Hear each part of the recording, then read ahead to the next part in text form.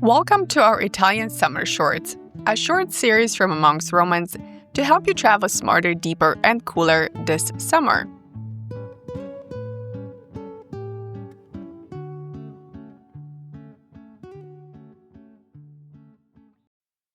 Summer is officially here, and unsurprisingly, it's a hot one.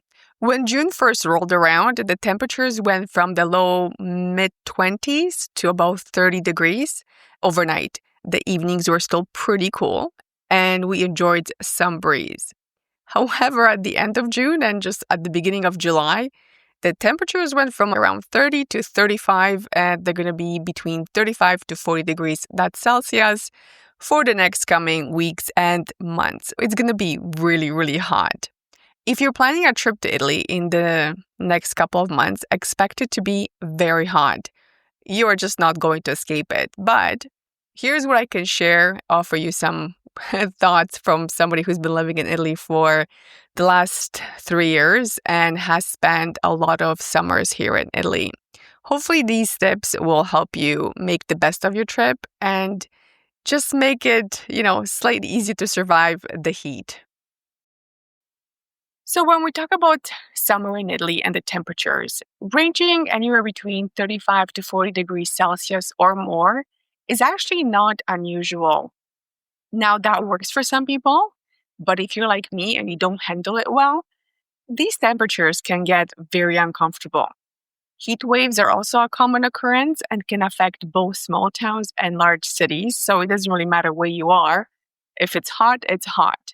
Just a few days ago, there were severe power outages in places like Bergamo, Florence, and Milan, and those were caused by the excessive heat. The heat causes the power lines to overheat, and when you add on all the air conditionings being used, outages will happen. Having said that, air conditioning is not a guarantee in Italy. If you feel that AC is a deal breaker for you, then make sure you check your accommodations before you go and make sure that they do have air conditioning and it's not fans that they're trying to push as air conditioning. Now, where should you go during summer vacation? Many people might tell you that Rome, Florence, Naples, and other popular tourist destinations are great places to visit on your trip. I would say yes, unless it's summer. Honestly, these cities are unbearable during the summer months and can honestly feel like you're in an oven. They're also crowded and expensive as peak season prices are at their height, right? So expect it to be quite challenging to visit those places. Now, in places like Rome, for example, July, August, the summer months are packed with tourists, and many of the locals leave for the beach. Basically, the locals leave the city because it just gets too hot. I think you'll have a much better experience going elsewhere. If you're coming to a big city like Rome, for example, and you're flying in or leaving, I would say add a day or two to your trip at the beginning or at the end of it, and then just go somewhere else. So where should you go? I think summer in Italy is a perfect time to enjoy a beach holiday. Summertime in Italy, especially on the beach, is quite magical. You have the beaches, you have different parties, and people just really love being outside. If you're into enjoying that whole La Dolce Vita and enjoying the weather and getting the best of your trip, I really think a beach holiday is something I would recommend. Now, there are many places to go in Italy because the whole country is just basically one big coast. But here are some that I think you should keep in mind.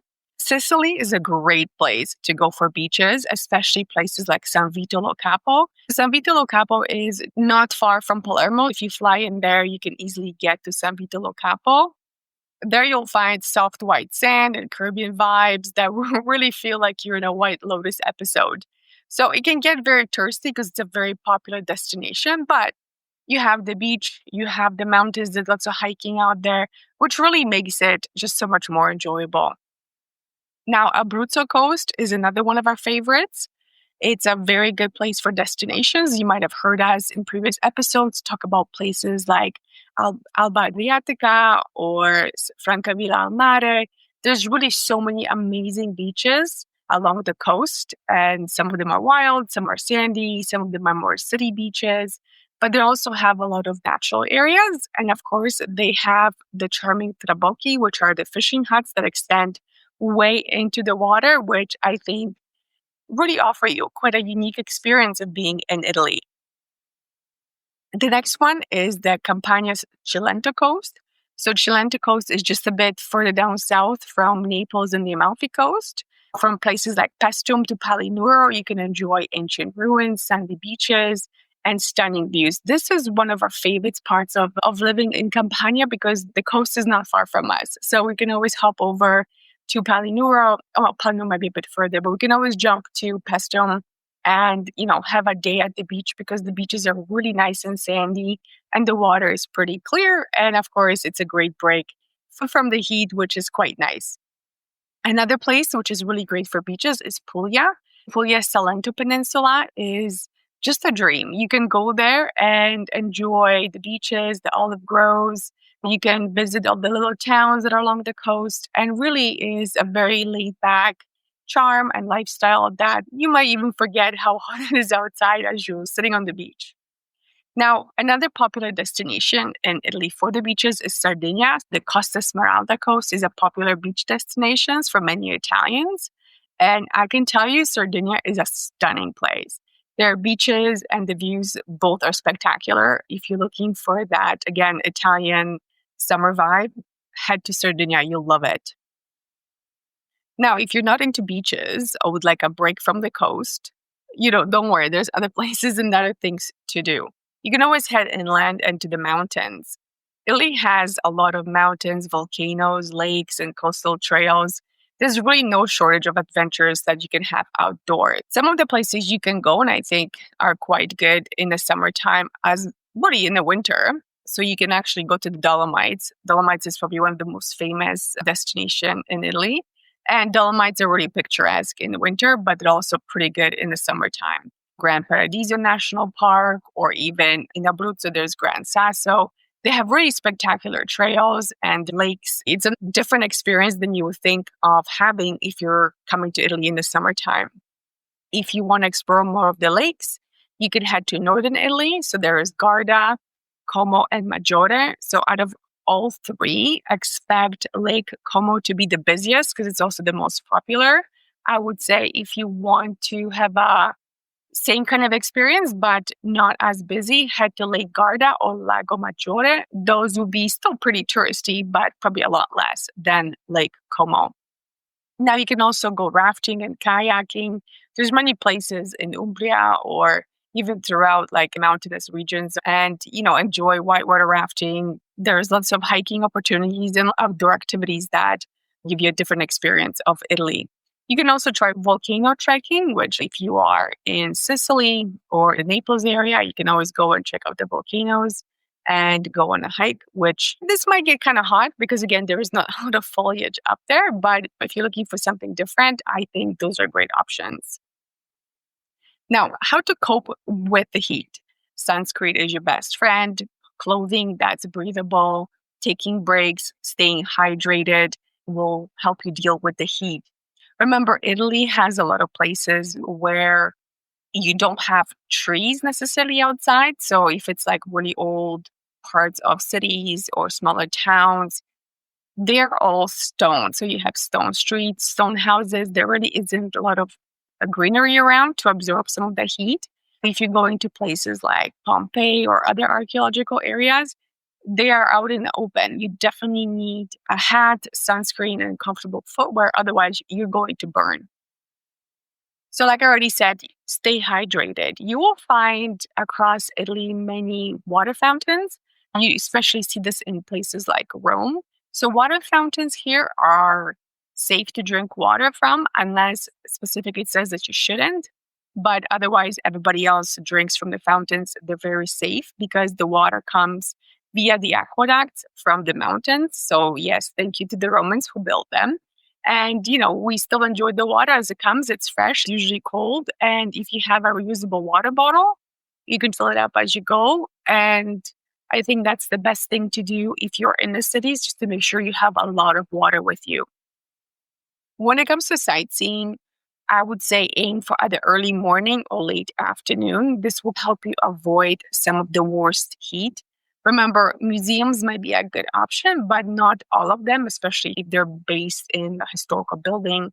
They might not have AC. So it will also get hot inside, but it won't obviously get as hot because those are usually massive places with lots of rooms and big spaces. The windows are usually closed, so it's not going to be as hot. But if you're thinking of just going in to enjoy the AC, you might not find it. Churches and some museums are great, especially during the day. Churches usually have really thick stone walls, so they are great for keeping the inside cooler if you are able to pop in. Make sure that you observe the rules here. You have to have some coverage, no shorts, no tank tops, things like that. Just bring a wrap or something with you that you can put on because they are very strict on that.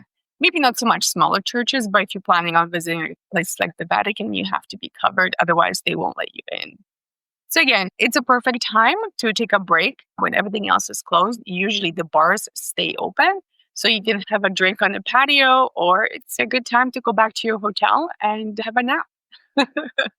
I always like to do that because it's something that you do need. You need to get a break, especially if you're walking around all day, just because it's so hot that you will get dehydrated a lot quicker than you think, especially if you're not used to the heat. The heat can be very oppressive, even though it's not as humid as, let's say, it was back in Toronto. You don't have that humidity, but it gets really hot and oppressive. So you don't want to find yourself in a situation where you are passing out because it's so hot, or you just get sick because you're not going to enjoy your trip as much.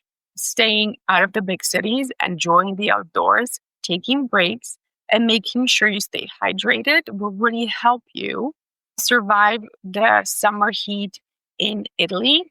Maybe shift your trip so you're coming at maybe the end of summer, so end of August, September. Be necessarily cooler, but the heat might not be as oppressive. Lots of people in towns, everybody's here walking around, so it gets very busy, it gets very hot, and I don't think it's that enjoyable. If you're coming to Italy in the summertime, honestly, head to the coast, head to the mountains, have yourself an enjoyable experience that is still the quintessential Italian La Dolce Vita, but you're looking at it from a different perspective.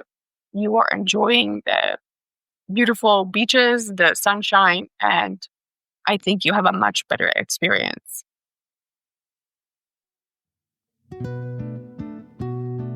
Thank you for tuning into this summer short. For more Italy travel stories, check out the full episodes on A Monk's Romance or visit amonksromance.com.